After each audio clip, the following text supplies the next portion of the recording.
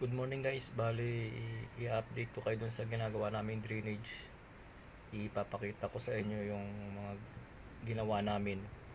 Bali hindi ko na pinakita yung actual na ginagawa namin kasi baka makita pa ako nagbibideo dun, nakakahiya naman. Mamaya ipapakita ko sa inyo yung mga ginawa namin dun. Let's go! Yan na guys yung ginagawa namin, drainage. Malalim yan. Kaya maraming delikado dito sa mga gilid-gilid namin, gumuguho yung lupa niyan eh. Bali wala pa yung tubo niyan guys kasi hindi pa dumarating yung order. Mga naka-blackout lang yung mga gilid niyan. Yan tapatan yung mga tukod niyan sa kabila. Tapos yung dito naman, yan, ganyan ang tukod niya. Nakapasipa sa baba. Tapos dito guys, ganito ang kanyang style dyan.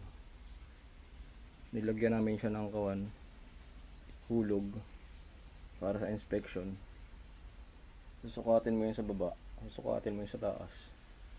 Pag nagparehas na siya, yun, okay na yun. O kaya mga 3 mili, 5 mili, okay na ang diferensya, ganun, okay na yun. Pasado na siya guys. Tapos ganun din dito guys sa kabila na to. Lalagyan mo rin siya ng hulog dun sa taas para parehas. Yan. Ito yung blackout nya kasi wala pa yung tubo dito sa baba. Tapos doon sa taas na yun, may tubo rin yun doon, malaki. Kaya lang wala pa, hihintay pa namin.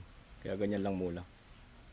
Salamat guys sa inyong panonood. Sana makatulong tong mga video ko